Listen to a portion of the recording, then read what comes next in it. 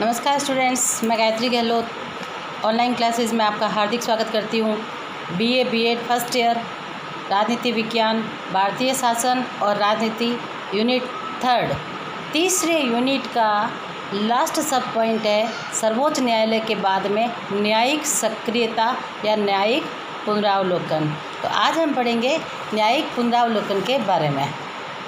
तो स्टूडेंट्स, न्यायिक पुनरावलोकन में पढ़ने के लिए हमें सबसे पहले न्यायिक पुनरावलोकन का अर्थ जानना ज़रूरी है। तो न्यायिक पुनरावलोकन से क्या तात्पर्य है? न्यायिक पुनरावलोकन यानी भारतीय संविधान में सर्वोच्च न्यायालय द्वारा उसके सर्वोच्चता की रक्षा करने की व्यवस्था से है। यानी न्यायिक पुनरावलोकन का तात्पर्य सर्वोच्च न्यायालय द्वारा संविधान तथा उसकी सर्वोच्चता की रक्षा करने की व्यवस्था न्यायिक पुनरावलोकन। यदि संघीय तथा राज्य विधानमंडलों द्वारा संविधान का अतिक्रमण किया जाता है तो या अपनी सीमाओं से बाहर निकलकर कानून का निर्माण किया जाता है या मौलिक अधिकारों के विरुद्ध कानून का निर्माण किया जाता है तो संघीय संसद या राज्य विधानमंडल द्वारा निर्मित एक ऐसी विधि या राज्य प्रशासन द्वारा किए गए प्रत्येक ऐसे कार्य को सर्वोच्च न्यायालय अवैध घोषित कर सकता है।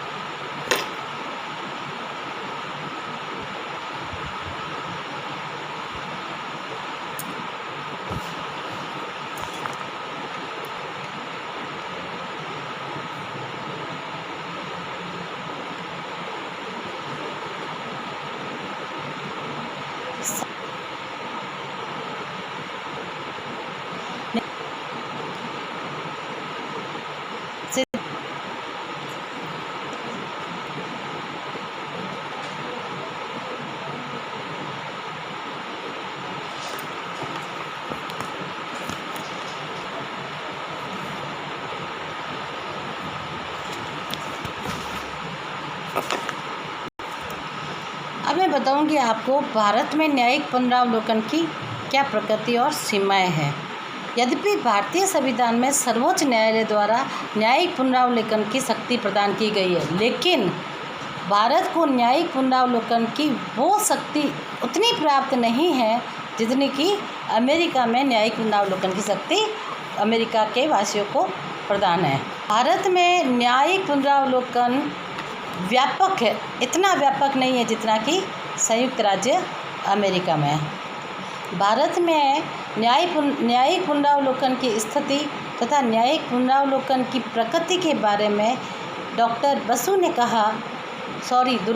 बसु ने अपने शब्दों में कहा, न्यायिक सर्वोच्चता के स्थान पर हमारे संविधान में संवैधानिक सीमाओं के साथ विधायी सर्वोच्चता को स्वीकार किया गया है। यद्यपि सर्वोच्च न्यायालय ऐसे नियमों को रद्द कर देगा जो संविधान की सीमाओं के द्वारा पारित अधिकारों या अधिनियमों को रद्द और संशोधित नहीं किया जा सकता। भारत में न्यायपालिका की स्थिति इंग्लैंड और अमेरिका के बीच की स्थिति है।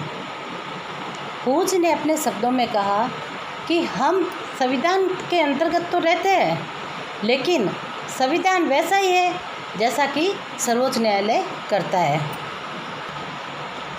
अब मैं आपको बताऊंगी न्यायिक पुनरावलोकन की आलोचना। यद्यपि सर्वोच्च न्यायालय द्वारा न्यायिक पुनरावलोकन की शक्ति का प्रयोग का अध्ययन किया जाए तो यह स्पष्ट होता है कि सामान्यतः सर्वोच्च न्यायालय ने अपनी शक्ति का प्रयोग विवेकपूर्वक तरीके से किया, लेकिन कुछ निर्णयों में, विशेषकर जैसे कि 1967 में गोकुलनाथ के विवाद में सर्वोच्च न्यायालय के निर्णय में ऐसी कुछ प्रवृत्तियां देखी गई जिसमें कि वो आलोचना का पात्र बन गया। इस प्रकार आलोचना के प्रमुख आधार, जिसमें सबसे पहला मैं कहूँगी आपको अनुदारवादी शक्ति के रूप में कार्य, अनुदारवादी शक्ति के रूप में कार्य के लिए मैं कहूँगी कि गोकुलनाथ विवाद में 6 से 5 बहुमत से यह निर्णय लिया गया कि संसद कोई ऐसा अधिनियम पारित नहीं कर सकती जो मौलिक अधिकारों को छीनता या उसको सीमित करता हो। दूसरा है सर्वोच्च न्यायालय द्वारा अपने पूर्व निर्णयों में परिवर्तन। न्यायमूर्ति हेगड़े जिसे न्यायिक पुनरावलोकन का अनिवार्य अंग मानते हैं, लेकिन 1967 तथा 71 के काल में सर्वोच्च न्यायालय ने अपने पूर्व निर्णयों को जिस प्रकार परिवर्तित किया उसे उचित नहीं कहा जा सकता। अब मोहन कुमार मंगलम ने कहा कि 1952 में शंकरी प्रसाद तथा 1965 में सज्जन सिंह के मामले में देश में सबसे पहले सर्वसम्मत और द्वितीय बहुमत के निर्णय से सर्वोच्च न्यायालय ने इस बात को स्वीकार किया कि संसद मूल अधिकारों तथा संविधान के किसी भी भाग में संशोधन कर सकती है। यदि इस संबंध में निर्धारित प्रक्रिया का पालन किया जाए तो किसी भी भाग में संशोधन कर सकती है। यदि इस संबंध में अपन कुछ कहें तो 1967 के गोकुलनाथ विवाद में सर्वोच्च न्यायालय ने यह निर्णय दिया कि संसद को संविधान के भाग 3 के किसी भी उपबंध को इस तरह से संशोधित करने का अधिकार प्राप्त नहीं होगा जिससे कि मौलिक अधिकार छीन जाए या मौलिक अधिकार को सीमित कर दिया जाए। तीसरा हम कह सकते हैं संवैधानिक सीमाओं का अतिक्रमण। और नेक्स्ट मैं बताऊंगी आपको सामाजिक, आर्थिक तथा राजनीतिक जीवन में अस्थिरता, यानी कि न्यायिक कानूनी मामले पर अपना निर्णय दे सकते हैं, राजनीतिक तथा आर्थिक मामले में उन्हें निर्णय देने का कोई अधिकार प्राप्त नहीं है। अब मैं आपको बताऊंगी नेक्स्ट पॉइंट, न्यायिक पुनरावलोकन का महत्व।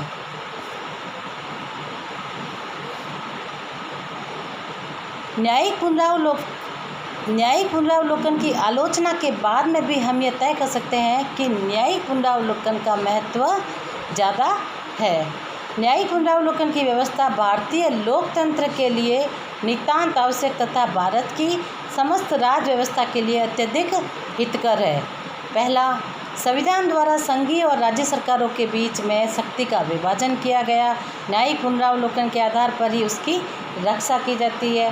सेकंड है, शासन के अंकुश तथा नागरिकों के अधिकार तथा स्वतंत्रताओं की रक्षा करने के लिए का कार्य न्यायिक पुनरावलोकन के आधार पर किया जाता है। नंबर 3, न्यायिक पुनरावलोकन की व्यवस्था संविधान के संतुलन चक्र का कार्य करती है और न्यायिक पुनरावलोकन के आधार पर ही सर्वोच्च न्यायालय तथा उच्च न्यायालय संविधान के अधिकारों, व्याख्याओं तथा उनके रक्षक के रूप में कार्य करते हैं। इसके अतिरिक्त न्यायिक पुनरावलोकन के संबंध में अगर हम कहें तो इस तथ्यों की पुष्टि हो जाती है कि न्यायिक पुनरावलोकन के संबंध में सर्वोच्च न्यायालय के उत्तरदायी तथा प्रगति विरोधी शक्ति के रूप में कार्य किया गया। जैसे कि कुलदीप नैयर ने कहा कि न्यायालय में न्यायिक पुनरावलोकन का अधिकार छीना जाता है तो वह लोकतंत्र के हित में नहीं है। अब अपना नेक्स्ट पॉइंट है न्यायिक सक्रियतावाद, न्याय की परंपरागत धारणा। भारत की न्याय व्यवस्था न्याय की परंपरागत धारणा पर आधारित है। इस धारणा के अनुसार न्यायालय का कार्य उसके सामने जो विवाद प्रस्तुत हो उन विवादों का विद्यमान कानूनों के अनुसार निपटारा करना।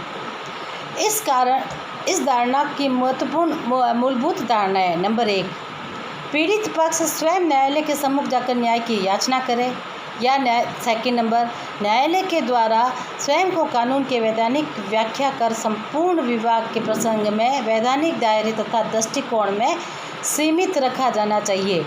यह धारणा इस बात पर विचार करती है या इस बात पर आधारित है कि सामाजिक आर्थिक न्याय का दायित्व जनप्रतिनिधियों की संस्था संसद का है, जो आर्थिक, सामाजिक और सामान्यतः न्यायालयों के क्षेत्राधिकार में नहीं जाता। न्यायिक सक्रियता कार्यपालिका को कर्तव्य पालन की दिशा में प्रवृत्त करना या उनको मनमाना आचरण करने से रोकने का साधन है। न्यायिक सक्रियता न्यायिक पुनरावलोकन की शक्ति का ही विस्तार है। संविधान लागू किए जाने के बाद 3 दशक तक न्याय की परंपरागत धारणा को स्वीकार किया जाता रहा, लेकिन गतिशील राष्ट्र व्यवस्था का प्राण है। राज्य व्यवस्था का प्रत्येक तत्व, प्रत्येक अंग और प्रत्येक संस्था स्वयं में गतिशील लिए हुए होती है। नेक्स्ट है न्यायिक सक्रियतावाद का आशय। संविधान, कानून और अपने दायित्वों के प्रसंग में कानूनी व्यवस्था से आगे चलकर सामाजिक, आर्थिक, राजनीतिक, पारंपरिक परिस्थितियों के सामाजिक न्याय की आवश्यकताओं की दृष्टि में रखते हुए संविधान और कानून की रचनात्मक व्याख्या करते हुए जनसाधारण के हितों की रक्षा के लिए निरंतर प्रयत्नशील रहना, यही न्यायिक सक्रियतावाद का आशय यानी मतलब है। पीएन भगवती ने 1982 में सर्वोच्च न्यायालय के विगत 2 वर्षों से विद्यमान सामाजिक आर्थिक परिस्थितियों की दृष्टि से ध्यान में रखते हुए समस्त व्यवस्था में सक्रिय दृष्टिकोण को अपनाया है। न्यायिक सक्रियता की विविध रूप और उसकी मान्यताएं। न्यायिक सक्रियता का एक विधिवत रूप है जिसकी मान्यताएं निम्न है। नंबर 1, जनहितकारी अभियोगों की मान्यता। परंपरागत धारणा यह रही है कि न्यायालय में न्याय पाने का हक उसी व्यक्ति को है जिसके मूल अधिकारों का अतिक्रमण होता है। किंतु न्यायिक सक्रियतावाद के अंतर्गत सर्वोच्च न्यायालय के आंग्ल विधि के उपयुक्त नियम को परिवर्तित करते हुए यह व्यवस्था की गई है कि कोई भी व्यक्ति किसी ऐसे समूह या वर्ग को या ऐसे वर्ग की ओर मुकदमा लड़ सकता है जिसको उसके कानूनों या संवैधानिक अधिकारों से वंचित कर दिया गया हो।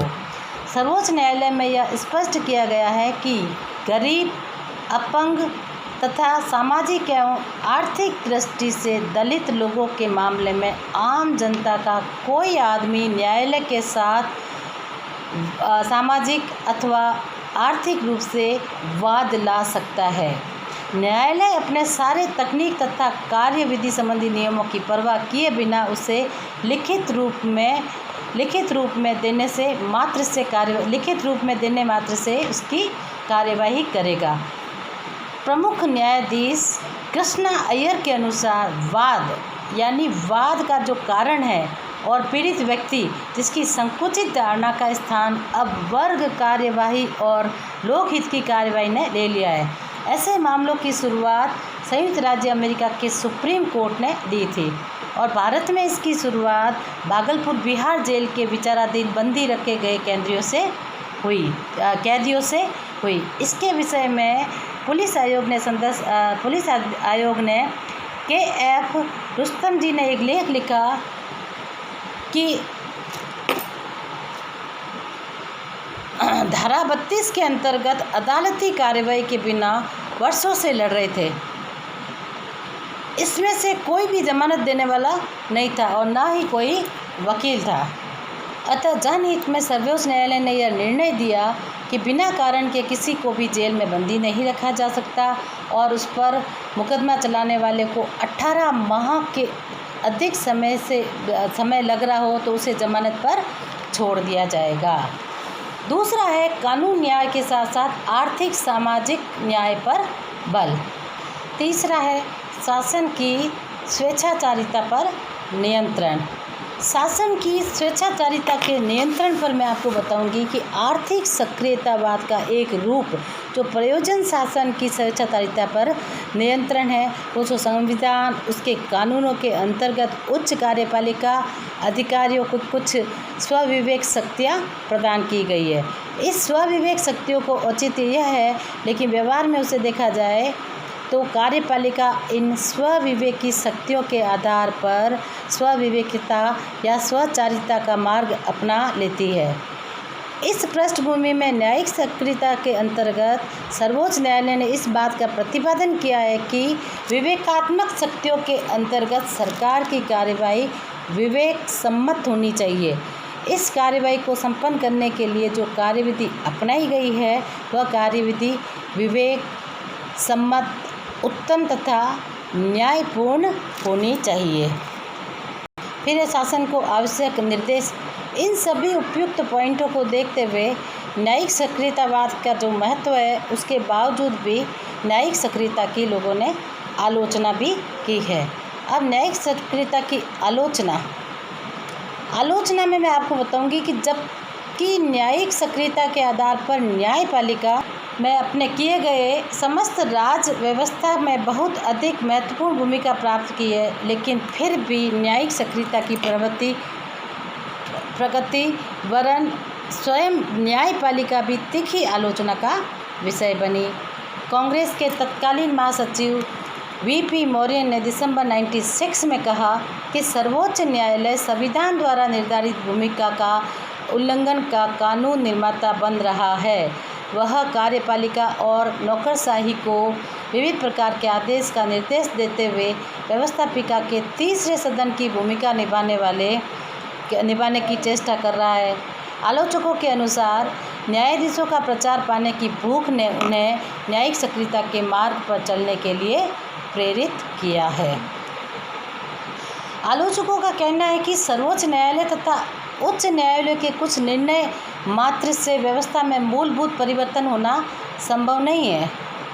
1982 का बंधुआ मुक्ति मोर्चा बनाम भारत का मामला इस बात का सबसे बड़ा उदाहरण है।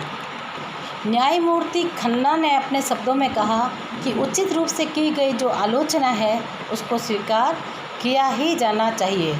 न्यायालय अवमान के अंतर्गत दंडात्मक कार्यवाही सकारात्मक आलोचना का उच्चतर स्तर नहीं है। कुछ सर्वाधिक योग्य न्यायाधीशों ने अपने निर्णय में इस बात पर बल दिया कि न्यायपालिका अपमान की कार्रवाई के प्रसंग में अत्यधिक संयम बरता जाना चाहिए। अब इन न्यायिक सक्रियता की महत्व, उसकी आलोचनाओं को ध्यान में रखते हुए, उसकी सीमाओं को भी ध्यान में रखते हुए न्यायिक सक्रियता का अपनी जगह पर विशेष महत्व है। न्यायिक सक्रियता के प्रति की गई आलोचनाओं में सत्य के अंश होने के बावजूद भी यह तथ्य है कि न्यायिक सक्रियता के संबंध में आज भी स्थिति के लिए स्वयं न्यायपालिका उत्तरदायी नहीं है। उच्च न्यायालय ने परिस्थितियों से प्रेरित तथा बाध्य होकर न्यायिक सक्रियता की स्थिति को अपनाया था और आज भी अपनाए हुए है। न्यायिक सक्रियता के प्रकाश को आगे तक ले जाने की आवश्यकता है। न्यायपालिका ने बहुत ही विश्वसनीयता के साथ लोकतांत्रिक व्यवस्था और सार्वजनिक जीवन के नैतिक मूल्यों की प्रहरी की भूमिका है। अब हम न्यायिक सक्रियता के महत्व तथा उसकी आलोचनाओं के बाद में इस निष्कर्ष पर पहुँचे कि संयम और संतुलन की आवश्यकता जरूरी है। न्यायिक सक्रियता के दोनों ही पक्ष, यानी न्यायिक सक्रियता का महत्व तथा न्यायिक सक्रियता की आलोचना, इन दोनों ही पक्षों के बाद में यह निष्कर्ष निकाला जाता है कि जब विधायी संस्थाएं कार्यपालिका अपने कर्तव्यों से विमुख हो जाए तो न्यायिक सक्रियता की स्थिति का अपनाना आवश्यक हो जाता है। इस सदी के नीचे और अंतिम दशक की कुछ सीमा तक यह स्थिति पैदा हो गई कि अब भी यह स्थिति बनी हुई है कि शासन की स्वेच्छाचारिता पर रोक लगाकर राज व्यवस्था के विभिन्न अंगों को सचेत करके न्यायपालिका ने न्यायिक सक्रियता के आधार को महत्वपूर्ण भूमिका निभाई है। न्यायिक सक्रियता की स्थिति मात्र एक अस्थायी स्थिति हो सकती है। यह एक ऐसी लक्ष्मण रेखा अंकित करने की आवश्यकता है जिसमें न्यायपालिका, व्यवस्थापिका तथा कार्यपालिका के दायित्वों को न हत्या लें। प्रधानमंत्री डॉक्टर मनमोहन सिंह जी ये कहते हैं कि न्यायपालिका अपने अधिकार क्षेत्र के बाहर जा रही है। न्यायपालिका के व्यापक अधिकार क्षेत्र का मतलब यह नहीं है कि वह विधायिका तथा कार्यपालिका के अधिकारों को अपने हाथों में ले ले। यह प्रधानमंत्री डॉक्टर मनमोहन सिंह जी का कहना है। और सबसे महत्वपूर्ण तथ्य पर ध्यान दें तो यह कहना उचित है कि सर्वोच्च न्यायालय के कुछ न्यायाधीशों सोराबजी जैसे विधिवेत्ता समय समय पर न्यायपालिका को ऐसा परामर्श दे चुके हैं जिससे न्यायिक सक्रियता ने भारतीय राज्य व्यवस्था में उपयोगी भूमिका अदा की है। लेकिन न्यायिक सक्रियता की सीमाएं भी है। वस्तुतः न केवल न्यायपालिका वरन इस सीमाओं को भी दृष्टि में रखना होगा कि संविधान के लक्ष्यों को प्राप्त करने के लिए आवश्यक है कि कानून और न्याय व्यवस्था में मूलभूत सुधारों को सहित समस्त व्यवस्था में मूल परिवर्तन किए जाए। राज्य व्यवस्था में विविध अंग उसके दायित्वों के प्रति सजगता को अपनावे, साथ ही अपने मर्यादाओं सीमाओं को अपनी दृष्टि में रखें और राज्य व्यवस्था के विभिन्न अंग परस्पर सहयोग सामंजस्य के आधार पर संविधान तथा राज्य व्यवस्था के लक्ष्यों को प्राप्त करने की दिशा में आगे बढ़े। इस प्रकार स्टूडेंट्स, हमने पढ़ा सर्वोच्च न्यायालय का महत्व, न्यायिक पुनरावलोकन और न्यायिक सक्रियता। न्यायिक पुनरावलोकन का महत्व, उसकी आलोचना है। न्यायिक सक्रियता जो न्यायिक पुनरावलोकन का ही एक विस्तारित रूप है या उसी का एक भाग है। न्यायिक सक्रियता, उसका महत्व, उसकी सीमाएं और उनके सीमाओं और महत्व के बाद में भी उसके जो ऑल ओवर कंक्लूजन है, निष्कर्ष के ऊपर अपन पहुँचे कि भारत में न्यायपालिका जरूरी है। भारत में न्याय पुनरावलोकन अमेरिका के संविधान से लिया गया क्योंकि नागरिकों के अधिकारों का हनन न हो, प्रत्येक नागरिक अपने दिए हुए मूल अधिकारों का उचित रूप से प्रयोग कर सके। उनके मूल अधिकारों में से अगर कोई किसी अधिकार का हनन होता है तो वह व्यक्ति न्यायालय तक पहुंचकर अपने अधिकारों की रक्षा कर उच्च न्यायालय और उच्च न्यायालय से भी ऊपर सुप्रीम कोर्ट यानी सर्वोच्च न्यायालय तक जाकर सर्वोच्च न्यायालय का दरवाज़ा खटखटाकर अपने अधिकारों की रक्षा कर सकता है। इसीलिए संविधान का जो छठा अधिकार है, पांचवा अधिकार, संवैधानिक अपने अधिकारों का अधिकार।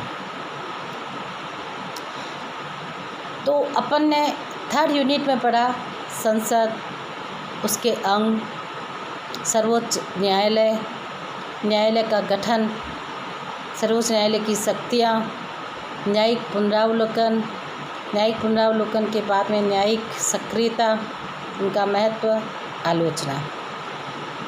आज हमारा पॉलिटिकल साइंस सेकंड पेपर जिसका तीसरा यूनिट कंप्लीट होने को आया है, तीसरा यूनिट कंप्लीट हुआ। अब हम मिलते हैं नेक्स्ट चौथे यूनिट में, जो नेक्स्ट वीडियो में हम उस टॉपिक को लेकर आएंगे।